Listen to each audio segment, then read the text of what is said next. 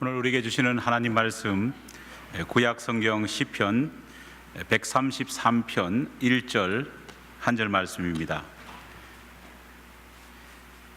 시편 133편 1절 한 절 말씀, 제가 가진 성경책 구약 성경 900면에 기록되어 있습니다. 주신 하나님 말씀 제가 봉독하여 올리겠습니다. 보라, 형제가 연합하여 동거함이 어찌 그리 선하고 아름다운고. 아멘. 언제부터인가 우리 귀에 자주 들리는 단어 하나가 있습니다. 언젠가 제가 금요 예배를 통해서 소개드린 이 단어가 요즘에는 부쩍 언론을 통해서 또 여러 가지 예능 프로그램을 통해서 마치 가십거리처럼 그렇게 들려지고 있습니다. 그 단어가 뭐냐 하면은 바로 졸혼이라고 하는 단어입니다. 결혼을 졸업한다라고 하는 뜻을 의미한 이 졸혼이라고 하는 이 단어는요, 최근 한 유명 연예인이 무려 40년간 함께 살아온 아내에게 결혼을 졸업하자라고 하는 이 졸혼을 선언하면서 유명세를 타고 있습니다.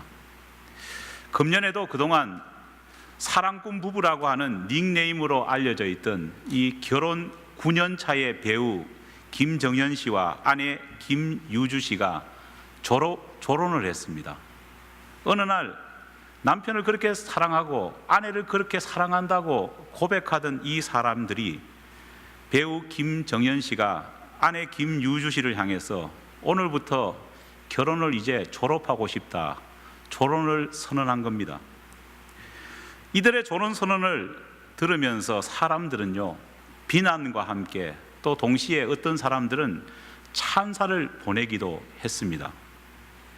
그동안 배우 김정현 씨는 텔레비전을 통해서 자기 자신을 아내 바보라고 그렇게 칭했기 때문에 그가 행한 이 결혼을 졸업하자는 졸혼의 선언은 사람들에게 사실 충격을 많이 주고 있습니다.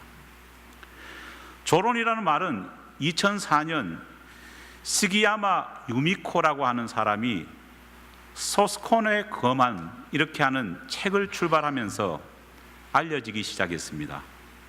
소스콘이라는 이 말은 우리말로 번역하면은 졸혼이라고 하는 의미가 됩니다. 그는 이 책에서 별거나 이혼이라는 어떤 감정적이면서 동시에 법적인 문제를 일으키는 선택을 하기보다는 합리적인 형태의 새로운 대안으로 졸혼을 선택하는 것이 더 낫지 않겠느냐 제안을 합니다.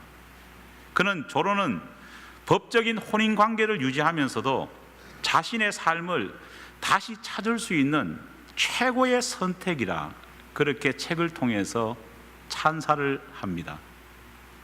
실제로 현재 일본에서는요, 한때 유행하던 황혼 이혼 대신에 수많은 사람들이 변형된 졸혼을 앞다투어 행하고 있습니다.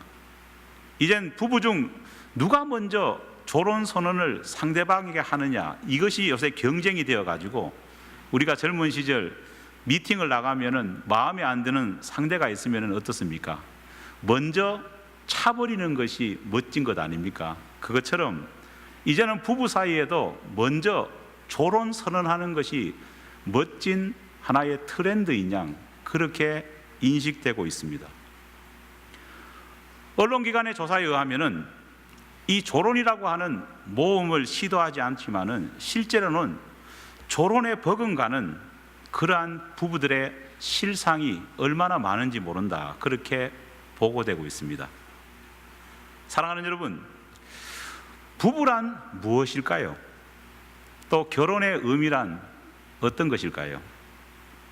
저는 결혼에 대한 수많은 정의가 있지만은 결혼이라는 것은 한 남자와 한 여자가 부부로 맺어진다는 그 의미가 뭐냐? 삶을 공유하는 것이라 그렇게 생각을 합니다. 부부로 맺어졌다면요, 당연히 삶이 공유되어야지만이 부부가 되는 것입니다. 하나님께서 아담과 하와를 최초의 부부로 맺어주시면서 소망하신 모습 역시도 서로가 서로를 사랑하면서 함께 삶의 경험들을 나누는 것을 부부라고 했습니다.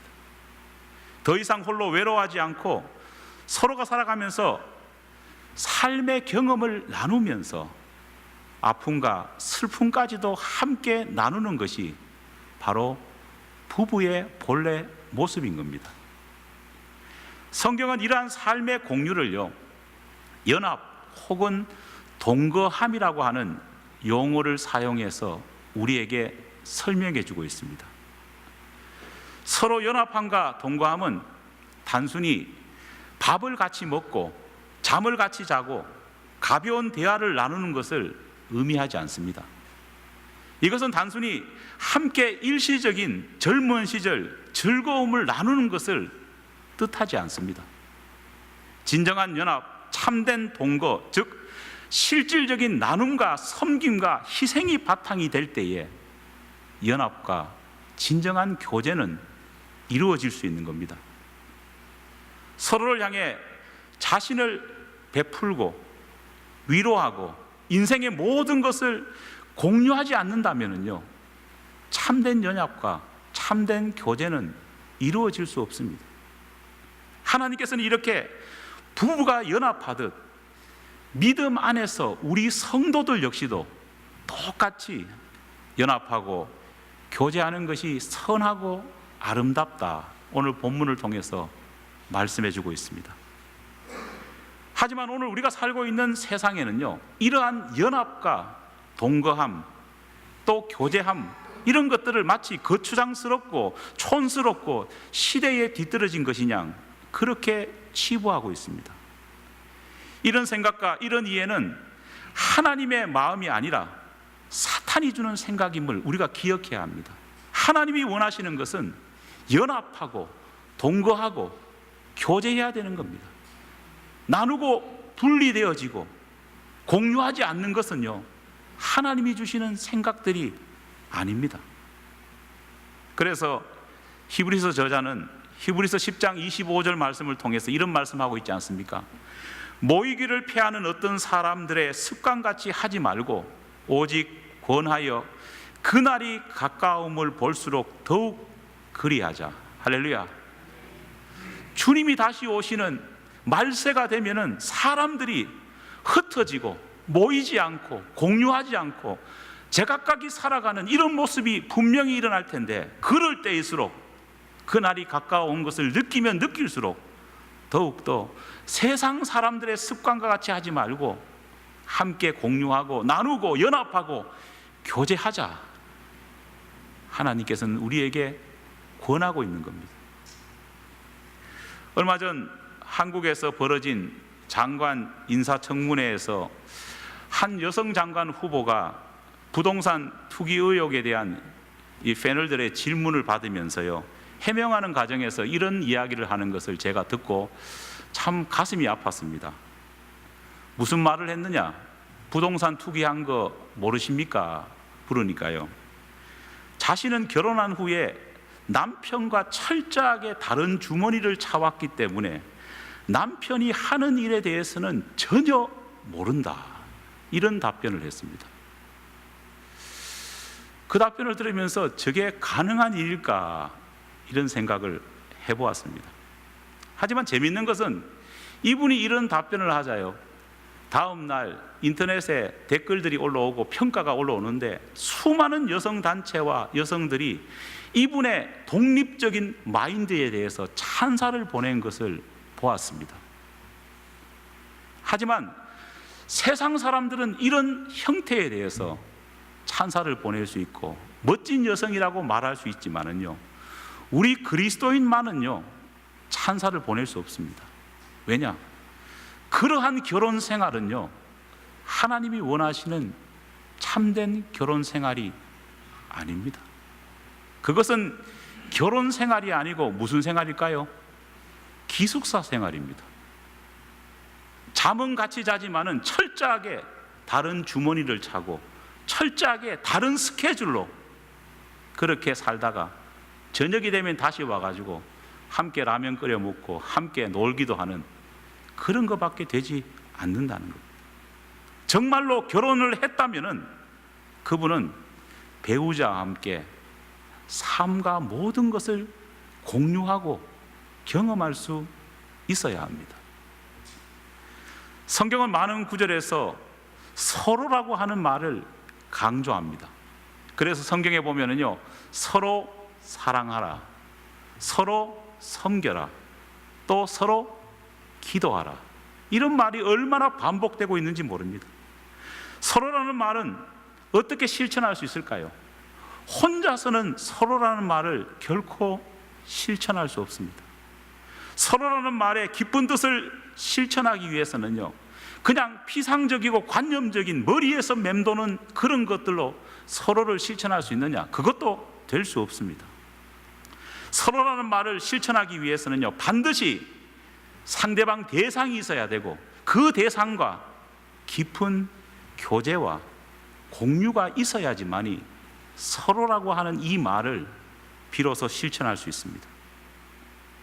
우리가 몸담고 있는 교회는 성경에서 신랑 되신 예수님과 신부된 우리가 만들어가는 신혼집이다, 그렇게 규정하고 있습니다.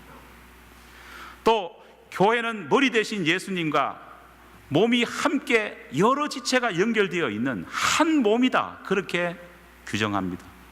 또 교회는 농부이신 하나님과 포도나무인 예수님, 그리고 그 나무이신 예수님께 붙어있는 우리 가지들이 함께 만들어져 가는 작은 생태 공동체임을 성경은 우리에게 말씀해 주고 있습니다. 여러분, 신혼집이든 한 몸이든 생태 공동체이든 건강한 신혼, 건강한 몸, 건강한 생태를 만들기 위해서는요, 모든 것이 긴밀하게 상호작용을 해야 한다는 겁니다. 끊어지면은 그 순간 어떻게 될까요? 끝나는 겁니다. 제가 어제 저희 집 앞에 있는 이 그라지에 하도 덩쿨이 너무 많이 우거져 가지고 이제는 그라지를 무너뜨릴 듯한 기세 속에서 덩쿨이 나는 걸 보면서 이렇게 해가면 도저히 안 되겠다 싶어서요, 어떻게 할까 고민을 했어요.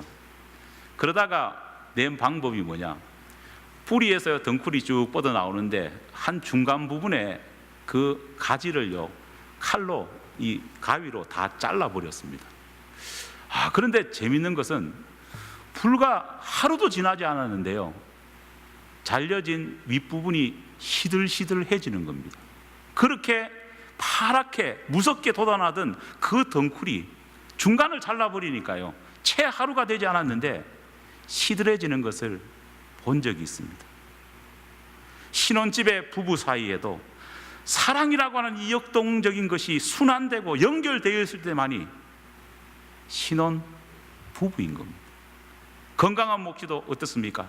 건강한 몸 역시도 싱싱한 피가 온몸 전체를 순환해야지만이 건강한 몸이라고 하지 않습니까? 온전한 생태계 역시도 생태계를 구성하고 있는 모든 구성원들이 원활하게 움직이고 나누고 순환할 때에만이 진정한 생태계가 보존될 수 있는 것입니다. 하나님께서는 바로 이런 모습을 좋아하시고 바로 이런 모습을 우리에게 보여주시고 우리가 행하기를 원하십니다.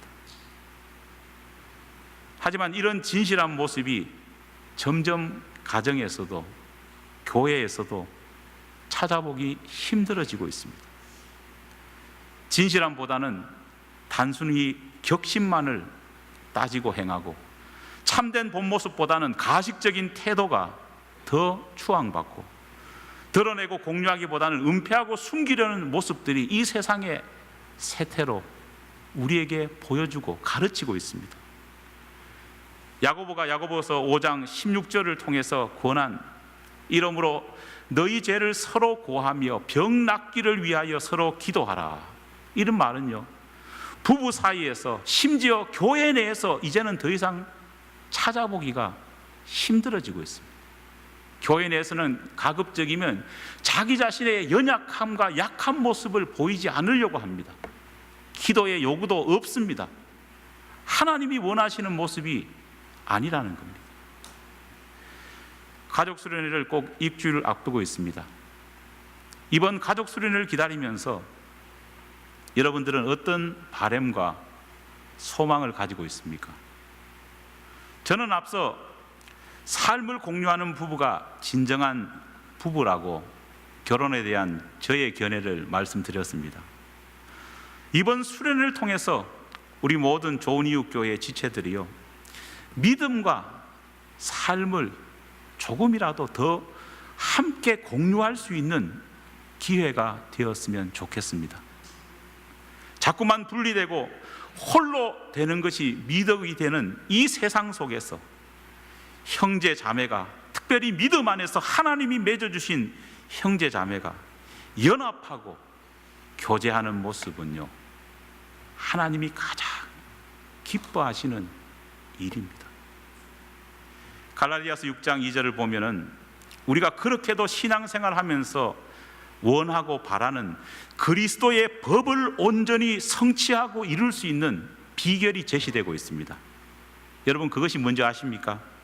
서로 짐을 지라, 그렇게 말하고 있습니다.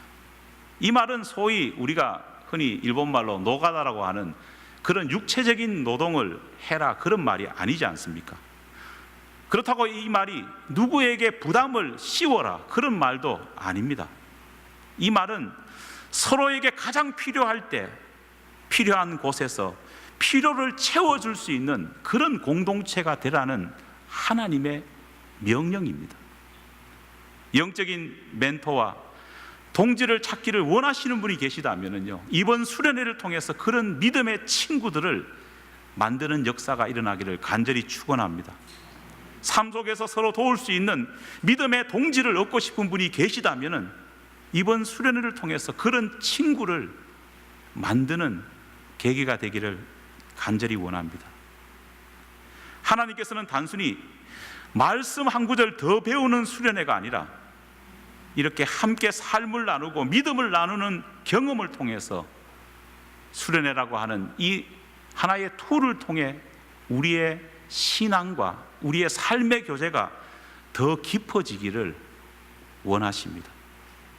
하나님의 손길을 기대하면서 최선을 다해 우리가 함께 2박 3일간의 수련회를 만들어 간다면 이 수련회가 우리 인생의 기억에 남고 우리의 삶을 변화시키는 놀라운 은혜의 수련회가 될 수 있으리라 믿습니다.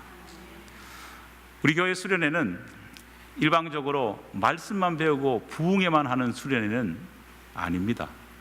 어떤 분들은 또 저한테 말씀을 좀 더 깊이 묵상하고 또 목사님 말씀을 좀 더 많이 듣고 같이 기도하는 그런 정말 정통 부흥회식 수련회를 하면 어떨까요?